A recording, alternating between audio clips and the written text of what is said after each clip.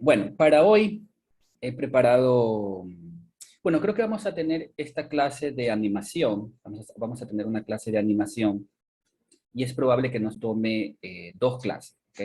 Hoy voy a empezar con algo de teoría, algo no tan extenso, pero sí me parece fundamental entender un poquito la historia de la animación porque eso nos va a permitir también entender al viejo medio de la animación, ¿ok? Entonces, voy a citar algunos hechos históricos que considero importantes. Van a ver que la historia de la animación está muy ligada también a la historia del cine, ¿sí? Con algunos gadgets que aparecen en el siglo XIX.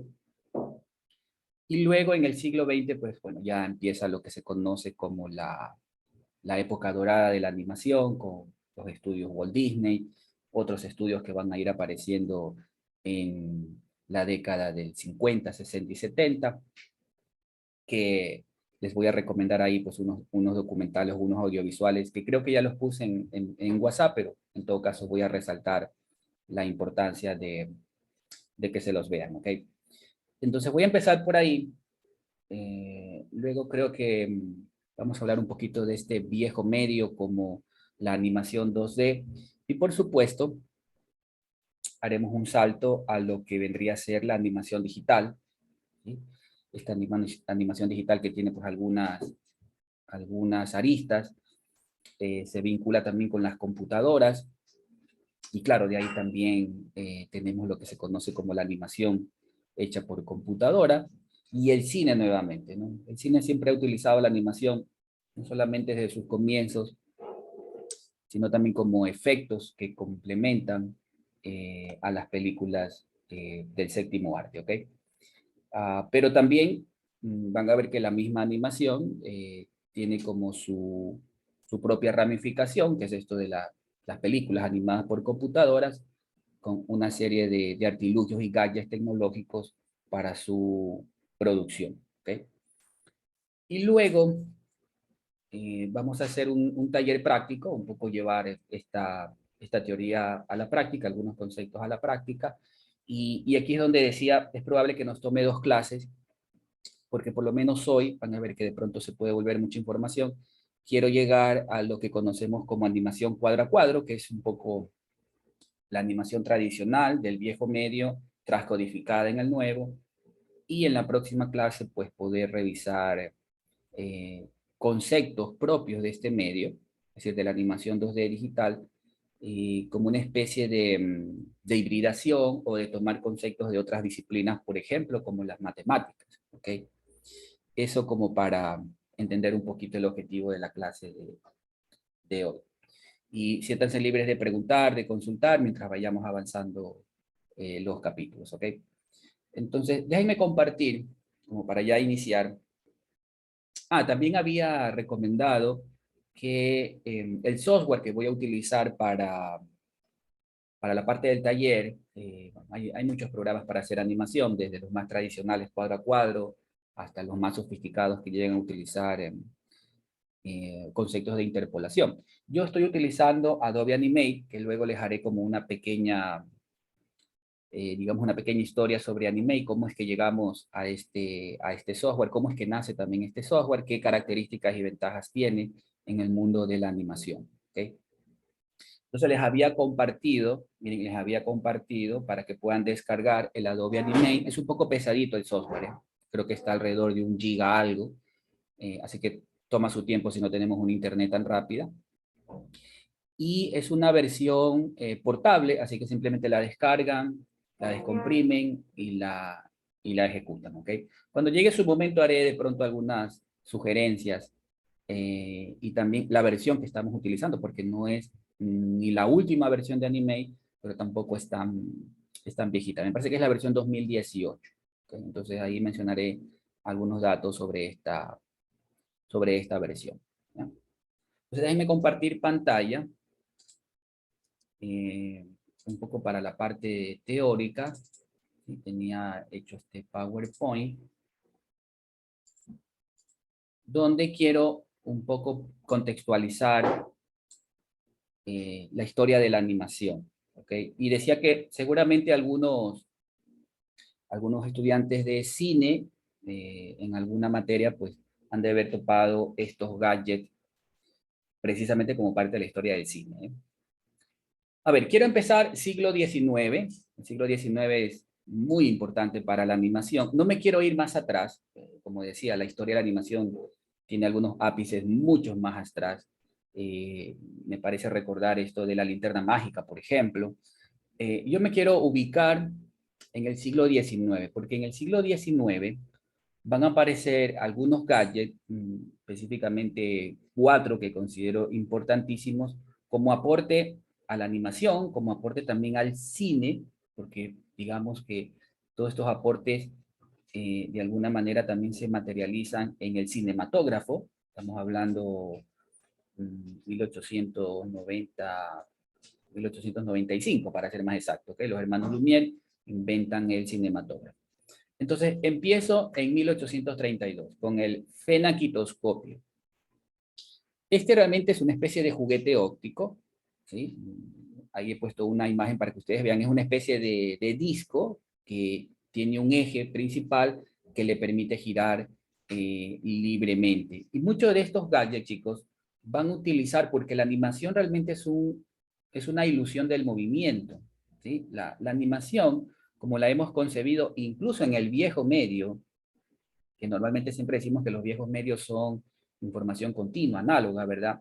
Incluso en el viejo medio se tiene que muestrear, ¿sí? Es decir, la animación es más que el efecto óptico del movimiento. Y en función, o digamos que aquí entra en funcionamiento un poco nuestro cerebro y lo que conocemos como la persistencia retinal, ¿sí? Es decir, ese instante que nuestro cerebro, a través de la retina, puede mantener una imagen por unos cuantos milisegundos. Eso va a ayudar a que cuando muestreamos una secuencia animada, como lo hace el fenaquitoscopio, ustedes van a ver que alrededor de este disco están dibujados, yo recuerdo que más o menos se alcanzaba a dibujar entre 10 a 16 fotogramas. Eso también va a depender un poco del tamaño del fenaquitoscopio en cuanto al radio que tiene el gadget, ¿ok? Entre 10 a 15 fotogramas. Entonces lo que se hace es que se gira libremente, la secuencia está dibujada, como ustedes pueden ver, alrededor del fenaquitoscopio, y esto produce la sensación de movimiento. Este invento es de Joseph Plateau, y déjenme ver si aquí puedo mostrarles, me voy a ayudar un poquito con YouTube, cómo se producía la animación. Creo que tenía aquí uno en YouTube. Ah, perfecto.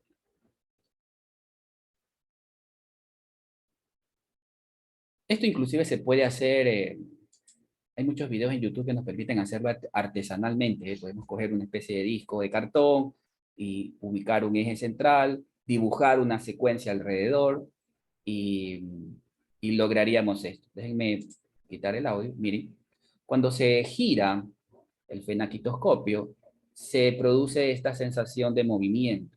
¿Sí ven? Que no es más que una ilusión, porque lo que está sucediendo ahí es que alrededor de 10 dibujos o 16 dibujos que vienen a ser como los fotogramas, ¿verdad?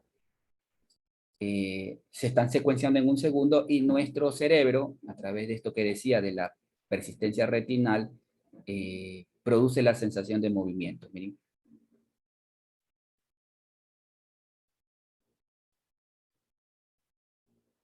En este video lo he seleccionado porque hay variantes de la secuencia animada en cuanto a al dibujo. ¿Sí? Miren ese de ahí, que da la sensación como que estos ratoncitos están saliendo del centro del fenaquitoscopio. Como decía, hay muchos videos que nos permiten hacer este artilugio de manera casera. O sea, lo podemos hacer en casa. Esto es 1832. ¿Sí? Joseph Plateau. En 1832 inventa el fenaquitoscopio. Luego va a venir, quizás en la historia del cine, siempre se menciona el zootropo, ¿sí? Como el gadget que le aporta bastante al concepto de animación y posteriormente a la máquina de los hermanos Lumière. Entonces, el zootropo es un invento que aparece en el siglo XIX también, en 1834. Aquí tenemos a William Horner, que básicamente es una especie de tambor, miren, o sea, a diferencia del fenaquitoscopio, que en este caso era un disco, este ya tiene forma de un tambor y alrededor de ese tambor se dibujan la secuencia animada, ¿no? Los fotogramas, ¿se ven? Aquí alrededor, y tiene una especie de rendija, digamos que hace como una especie de obturador. Es a través de estas rendijas que yo tengo que mirar, giro este tambor, o sea, tiene el mismo concepto que el aparato anterior, tengo que girar el tambor, tiene un eje central también, sino que este no gira de manera vertical, sino de manera horizontal, y las secuencias están dibujadas alrededor de este tambor, alrededor del zootropo, y produce lo mismo, produce la sensación de animación. Entonces déjenme ponerles aquí, este también se puede hacer de manera artesanal, quizás tiene mayor complejidad porque hay que hacer todo el tambor.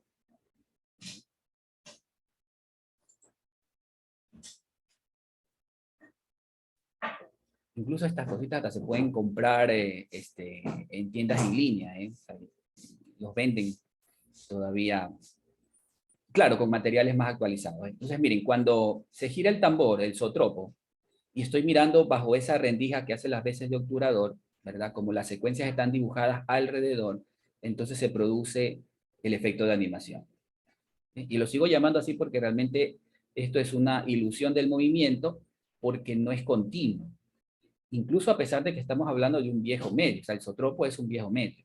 ¿Sí? La información, como diría Manovich, ¿no? Manovich establece que en los viejos medios la información es continua, ¿verdad? Por ejemplo, como el audio, como las imágenes cuando son reveladas en la película fotográfica, pero en el caso de la animación, este viejo medio tiene que muestrear el movimiento.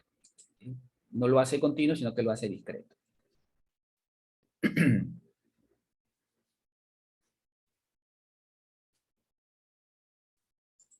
Listo. Entonces vuelvo acá otra vez. Entonces ya tenemos dos, ¿no? Ya tenemos al fenaquitoscopio, 1832, tenemos al zootropo, que en la historia del cine, Galle es importantísimo, en 1834, y de aquí va a haber un letardo hasta más o menos la década del 70, pero siglo XIX, ¿ok? Y yo he querido mencionar, este no es un gadget, así como hemos visto al zootropo, sino que este es un caso un poco curioso que la animación lo resuelve y es el planteamiento de una problemática, ¿sí? Que lo va a resolver Edward Muybridge sobre el caballo en movimiento, esto es 1872. ¿Y cuál era la hipótesis? Era descubrir si el caballo, cuando está galopando, en algún momento sus cuatro patas quedan suspendidas en el aire. Entonces, Edward Muybridge utiliza algunas técnicas fotográficas, inclusive una especie de hilos, para ir activando cada cámara y logra, para la década del 70, logra en una secuencia fotográfica de imágenes, básicamente 16, responder esa inquietud, ¿no? Y claro, la respuesta fue que efectivamente en un momento dado las cuatro patas del caballo quedan suspendidas en el aire. ¿Sí? Y lo resuelve con una secuencia fotográfica de imágenes que vamos a ponerlo acá en YouTube. YouTube me va a permitir detenerlo y mostrarles a ustedes también la secuencia. Vamos a detenerlo un momento. Miren.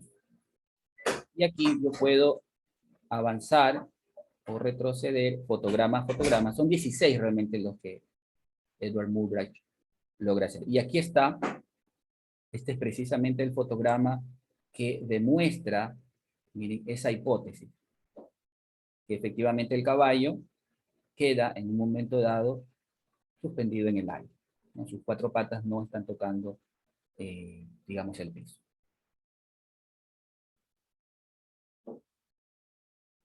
Entonces, este es un acontecimiento importante dentro de la animación, porque se resuelve a través de la animación análoga con unas secuencias fotográficas, ¿ok? De aquí, miren que el salto es enorme, ¿no? Nos quedamos en la década del año 34 del siglo XIX y no va a pasar nada en el 40, 50, 60, en el 70 existe este caso muy curioso del caballo en movimiento, y en el 77 aparece el praxinoscopio, que realmente para mí es como una versión mejorada del zootropo, ¿sí? Porque también aquí hay un cilindro, una base que viene a ser como el eje, este tambor hay que girarlo, y digamos que la innovación es que se ponen unos espejos en el centro. La secuencia igual está dibujada alrededor del cilindro o alrededor del tambor, ¿sí? Entonces, lo que hay que hacer, inclusive ya no tiene esto que tenía el zootropo como una especie de obturador, unas rendijas, que a través de ellas yo tenía que mirar hacia el centro, sino que directamente estos espejos reflejan las imágenes de la secuencia y yo lo que hago es simplemente mirar hacia la parte central de los espejos y se produce el efecto de animación, ¿sí? Vamos a ver aquí con YouTube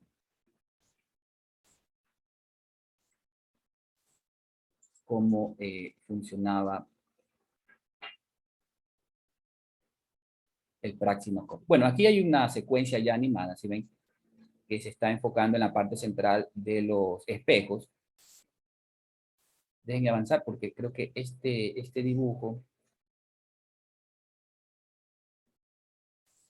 creo que más o menos por aquí, miren, podemos apreciar algunos praxinoscopios. Entonces, básicamente ocurre esto, ¿sí ven?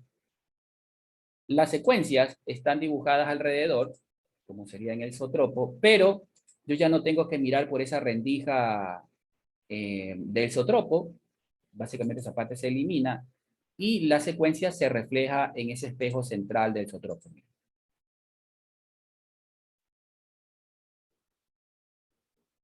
Y entonces produce lo que estamos mencionando como ese efecto de animación. Luego de esto va a venir Thomas Edison, el inventor de la bombilla de luz, porque para la década del 80 aparece el kinetoscopio. Este es un invento de Thomas Edison, como menciono aquí, es como el precursor del proyector de películas moderna, ¿sí? Y este básicamente se convertiría en incluso este le aporta bastante a lo que luego se iba a venir en la década del 90, para ser específico, el cinematógrafo de los hermanos Lumière. Algunas cosas se van como reutilizando de los inventores anteriores, y aquí ya hay un aparato un poquito más sofisticado. O sea, el kinetoscopio es un invento más sofisticado porque aquí ya encontramos una cinta transportadora de película, inclusive ya tiene como en el cine, una película perforada. Las secuencias están en esta película perforada y hay una fuente de luz y una especie de visor en la parte superior, porque esto lo que involucra es, a diferencia del zootropo o el praxinoscopio, no es que visualizo directamente hacia un punto, sino que tengo que mirar por este visor, normalmente hacia abajo, porque todo está ocurriendo adentro. ¿Sí? Aquí hay una especie de efecto de obturador, la cinta realmente se está desplazando, ¿sí? A una cierta velocidad. Esto es 1880, déjenme ver aquí. Y internamente este aparato ya tiene mayor complejidad con respecto a los anteriores, y al praxinoscopio o al zootropo, tiene mayor complejidad por dentro. Como decía, es un invento de Thomas Edison. Thomas Edison fue un inventor muy prolífero, parte de la bombilla de luz y todo el tema de la corriente alterna y la corriente directa que tenía con Tesla. ¿Ven? Entonces, miren, este visor, tengo que mirar a través de este visor y ya hay este carrete de la cinta en el estilo de un celuloide que está desplazándose por dentro. Y creo que este video nos va a mostrar un poquito cómo es la complejidad por dentro. Miren. Aquí está el contraluz, la fuente de luz que se necesitaba para eso. Y aunque esto no es un cinematógrafo, tiene muchas características y conceptos que luego los hermanos Lumière eh, van a implementar. Algo que no hace el kinetoscopio, chicos, es que no graba. O sea, solamente reproduce. ¿Sí? Que es quizás la parte innovadora que va a tener el cinematógrafo. El cinematógrafo me permite grabar imágenes y también me permite reproducir y proyectarlas. Miren, miren la complejidad por dentro de este aparato.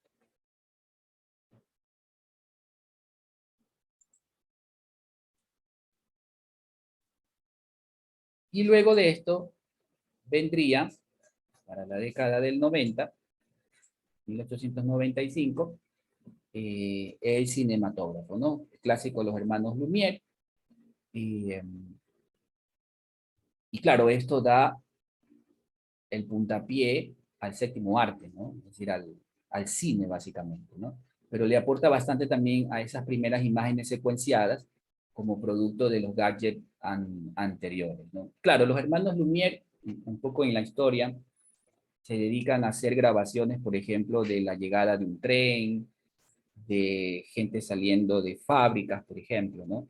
Pero algo que van a notar ustedes, y es producto de la historia de la animación, es que esa primera secuencia de los hermanos Lumière, ya estamos hablando de grabaciones que se hacían en la década de los años 20, se ven un poco extrañas, ¿no? O sea, el movimiento que producen esas películas secuenciadas es un poco extraño en cuanto al desplazamiento del movimiento, es como que le falta, ¿no? Otros dirán como que está un poquito acelerado, ¿no? Como que las películas antiguas están un poco aceleradas. Y lo que ocurre es que estas películas están secuenciadas en 16 fotogramas. Es decir, en un segundo se ha secuenciado 16 fotogramas o 16 imágenes, ¿sí? Y los cánones actuales, por ejemplo, la televisión, en su momento, la normativa de la televisión se estableció en 30 cuadros por segundo. Estamos acostumbrados a ver en la televisión a 30 cuadros por segundo. Por eso es que cuando algo lo vemos a menos, se ve un poco extraño, ¿eh? Sobre todo si es 10, 12, 16 cuadros por segundo, como que falta información en el efecto del movimiento, ¿sí? Por eso vemos un poco extraño las películas o estas secuencias del siglo pasado, el siglo XX en este caso, los inicios del siglo XX. Déjenme mostrarles, creo que sí tenía algunas secuencias.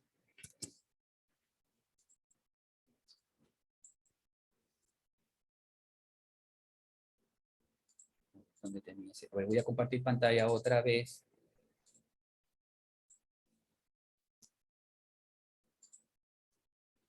Y mostrarles estas secuencias.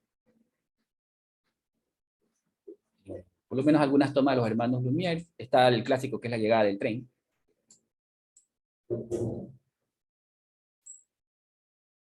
Y este es cómo funciona el cinematógrafo, ¿sí? Este, a diferencia del invento de Thomas Edison, este permite grabar, ¿sí? También hay una película perforada. Eh,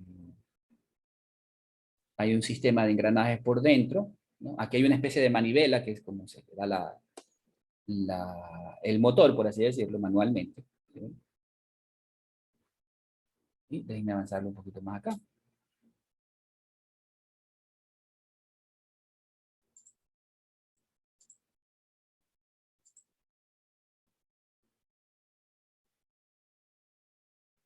Este es el efecto del obturador. Este creo que es un clásico de la llegada del tren. Hay algo interesante de la llegada de un tren. Hay algunos productores audiovisuales independientes, porque esto la calidad es de una película vieja, de una película antigua. Inclusive, como decía, está secuenciado a 16 fotogramas. Déjenme ver si encuentro algunas experimentaciones, porque esto se ha hecho con algoritmos. Se han cogido estas películas, estas primeras películas de los hermanos Lumière y se las ha secuenciado a 4K y con inteligencia artificial, se las ha llevado a 60 cuadros por segundo, o sea, para que el movimiento sea mucho más fluido. Digamos, a mayor cantidad de fotogramas, entonces el movimiento es mucho más fluido, se ve como más natural, por así decirlo, ¿ok? Vamos a ver si encuentro de la llegada del tren en 4K. Miren este de aquí. Este de aquí, miren, con la inteligencia artificial se lo restaura y se le da color. No sé si quieran ver este de aquí.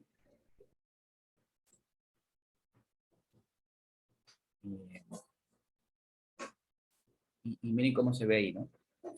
Es decir, aquí se le ha aplicado inteligencia artificial en el reescalado, porque se lo ha hecho se lo ha llevado a 4K, el movimiento se ha pasado a 60 cuadros, entonces el movimiento es muy fluido, y se le ha puesto una inteligencia artificial para ponerle color, ¿sí? Porque esto originalmente no tiene, esto es blanco y negro. Miren. Y estos son como experimentaciones, pero con AI, con inteligencia artificial y software de edición, o sea, software para postproducción de estos datos. ¿Sí? No sé si les encuentre el original para que ustedes vean el cambio, porque justo lastimosamente puse ya el que está restaurado a 4K y quiero que vean el original.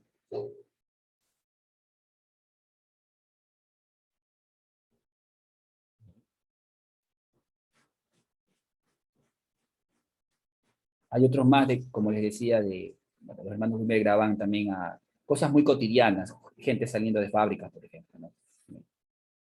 Y entonces, claro, este tipo de películas, volviendo un poquito a los conceptos de la animación, nos parece que el movimiento es fluido, ¿verdad? Es decir, que hemos grabado el movimiento continuo de las personas, de la llegada del tren, pero realmente no es así. Lo que hacía esto era secuenciar. Se utilizaba los principios de la animación, lo que se conoce como animación cuadro a cuadro, y secuenciar en fotografías, ¿verdad? Eh, un cierto número de fotogramas en un segundo. Y como esto utiliza el efecto de la persistencia de la retina, ¿verdad? Entonces nuestro cerebro interpreta a esta secuencia como movimiento. Ese es básicamente todo el truco. Un dato interesante con respecto al cine, porque yo decía hace un momento que la televisión, digamos, nos ha acostumbrado a ver todo a 30 cuadros por segundo. Cuando ustedes ven la televisión, un noticiero, una novela, todo eso está secuenciado a 30 cuadros por segundo. Pero el cine, y ese es uno de los factores cuando hablamos de la calidad cine. Hay muchos, pero uno de los más importantes dentro de la calidad cine es que el cine utiliza 24 cuadros por segundo. ¿Sí? O sea, el cine no está grabado a 30. Si ustedes ven una película a 30 o a 60, que es como eh, algunos televisores nos permiten activar ciertas opciones como True Motion, o sea, lo que me permite algorítmicamente a una secuencia que está a 24 o a 30, pasarla a 60 cuadros por segundo. ¿Sí? Entonces se ve un poco extraño. Si ustedes alguna vez han visto una película con estos algoritmos que traen a veces los televisores y activan este True Motion, para verlo a 60 cuadros por segundo, se ve extraña la película, ¿no? Pareciera como que fuera una novela o como que fuera un trascámara, porque nuevamente el trascámara en el cine se utiliza una cámara que graba a 30, por eso es que se ve un poco irreal el movimiento, ¿no? Pero es porque estamos acostumbrados, decía yo, a verlo todo a 30 cuadros por segundo.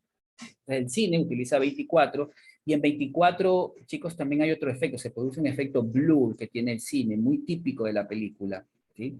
Que eso no ocurre a 30 y tampoco va a ocurrir a 60 cuadros por segundo. Se pierde ese efecto blur del cine y por eso es que vemos un poco extraño cuando se secuencia a una mayor tasa de fotogramas. Hay una película que hace tiempo atrás, me recuerdo, se experimentó y era la película del Hobbit. Hay una versión del Hobbit que está hecha a 48 fotogramas por segundo. Les invito a que la busquen y se la vean y van a ver que se ve extraño.